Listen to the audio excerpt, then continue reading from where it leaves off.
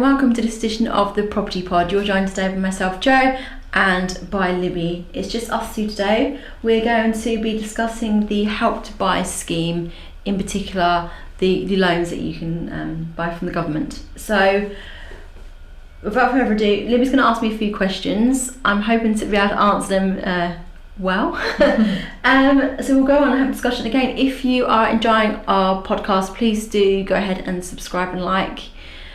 Hopefully these are sounding far more professional now. We're recording them in the audio lab in Ipswich, not far from our head office. So without further ado, Libby, can you start the questions, please? Certainly. So what actually is the Help to Buy scheme? So the Help to Buy equity loan it's an initiative from the government that enables first-time buyers to come onto the property market. It allows the first-time buyer to borrow 20% outside of London, 40% inside London towards the price of their first home. Mm-hmm. It's for new builds only, so you don't have to buy a new build property, and the loan is interest free for 5 years. There's a couple of I can't think, I suppose, terms to that, is that it has to be your main resident, and obviously you all have to be first time buyers. So if you're buying as a couple, then you both have to be first time buyers. We do have that occasionally where people think just one person, but no, if you're a couple, you both have to be first time buyers. Okay. And who is actually eligible for the scheme? Yep, so it's first time buyers, it's exclusive for first time buyers. And again, to reiterate, if you are a couple, you must also be first time buyers, both of you. And how does the scheme work? So the scheme works by enabling you to borrow 20%, we'll say 20%, it is 40% in London, 20% of the value of the property that you're purchasing, so the new build you're purchasing. You will need a 5% deposit. I would always recommend having more because it gives you more options, especially as you're a first time buyer. You'll be surprised the amount of items you'll need that you haven't even considered yet. So it's always good having that extra pot of money, even if it doesn't go towards the house. It can certainly help you with monthly bills and just getting used to you having a property now. So you need to make sure that you can borrow the remainder 75%. So that obviously there you've got the 20% from the equity loan, and then you also have the 5% deposit. So again, if you're in London, that figure would then be 55%. So that's kind of like the main crutch of the scheme and what you'd need. As I said before, the interest rate is free for 5 years. However, after that 5 years, if you haven't paid it by way of remortgaging, you will end up paying interest, which starts off at 1.75 and increases after 8 years to 1.9. Mm-hmm. So you need to sort of take that in consideration. Most people will pay off the equity loan and with a remortgage, but that's kind of something you need to figure out with financial advisor or your mortgage broker. And how can a first time buyer actually purchase a home through the scheme? So you have to register on the Help to Buy agency website. So I can give you the details of that. It is helptobuyer agent free.org.uk. So we'll put this in the description. In London, instead of the free, it's the 2. So you put that into the search bar. If you just type in the Help to Buy agent Ipswich or Suffolk, Essex, depending on what location you're in, it will come up. But we will put the actual hyperlink in the description below. And what are the advantages of the scheme? So for me, I think the advantages would be that you're buying at a reduced cost. So typically new builds can be expensive, so you're buying it at a reduced cost.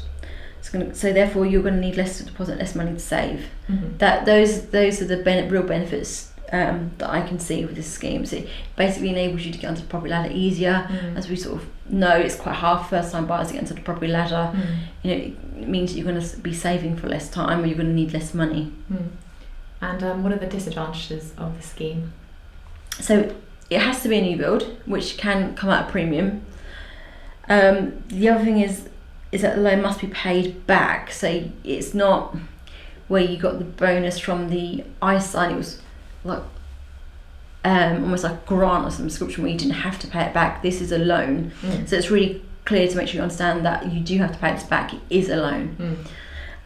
So, and the other thing is, when you sell your property, you have to pay back a share of the increase. So for example, if your property's gone up 10% in value, you have to pay 10% extra on the loan amount you borrowed. Okay. Does that make sense? So I'm not going to do the maths. I'll get it wrong. That's too much. I'm not doing maths. But it is effectively, so if you've borrowed, if you say you've purchased a house for 200,000 and you got 20% of that, what would that be? I don't know. We'll round it up to say it's, I don't know, what would it, about 25,000. This could be completely wrong, as I said, not very good at maths. And then effectively you'd then put the 10% on top of that. So I'm not working out percentages in life. So that's the disadvantages for me would be those aspects. And how long will the conveyancing process take? With Attwells, the conveyancing process takes between 8 to 10 weeks, so we're considerably faster than the national average, which is because we're brilliant. I'm also very modest. So yeah, relatively quick process. If you're a first time buyer, you tend to be at the bottom of the chain effectively. But you know, it's always important to remember that it only moves as fast as the slowest person. I just realised that I used some real jargon there. A chain is effectively the people that have to buy a house in order for you to move. So if you're a first time buyer and you're buying a new build, you're unlikely to have a chain because no one will be in that property. It'll be an empty property. However, if you're a first time buyer, which doesn't apply to this scheme, what we're talking about, but just so you understand the term of the chain, if you're a first time buyer and you're buying a property that someone lives in, that person then has to buy a property or move into rented, and that's effectively a chain. And that could, you know, be 2, 3, 4 people long, so it all depends on that. And can the property be redecorated or have any major changes done to it? Yeah, so unlike some other schemes, effectively you own a home. You've taken out extra piece of credit, and you've taken out a loan from the government in effect, so you've got an extra burden of expense, but you own the property, so you can still renovate it, decorate it. It's not the same as a shared ownership.